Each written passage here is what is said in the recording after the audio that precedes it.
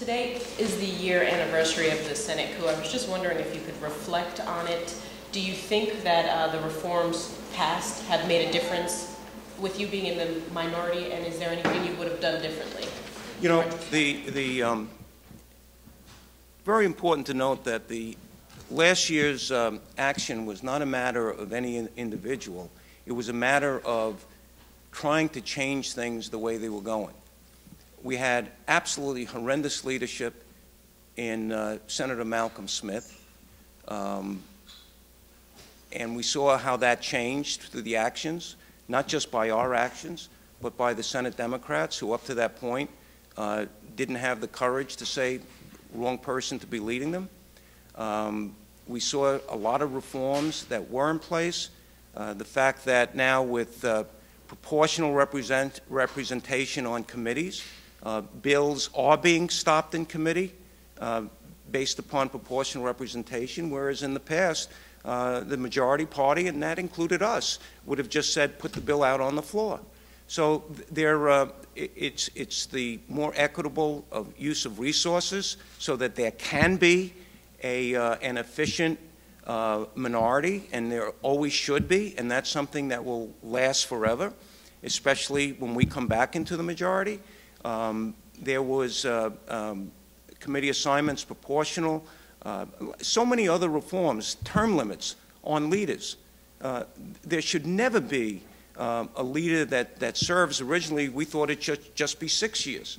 The Democrats said 8 years. That's fine. Change in committee chairmanships. So there were a lot of positive things that occurred in terms of the structural operation of the Senate in Albany. But also, beyond that, the direction that the state was going with taxes and spending, it was just becoming impossible to stop.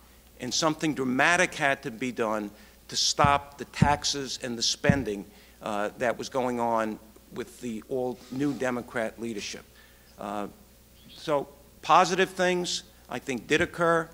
Positive things that will last into the future, and the fact that we were able to bring a halt to the taxes and the spending were the positive things that occurred because of the actions of last June 8th. Do you have any regrets, though, about associating with Senator Espada and Senator Montserrat, who kind of got in trouble with the law in various ways since? You would, as I said earlier, it was not a matter of those individuals. It was a matter of what we had to stop and what we had to reform. I would ask the Senate Democrats who readily embraced Senator Montserrat when he went back to their conference within a week and held a press conference welcoming him back, and they essentially brought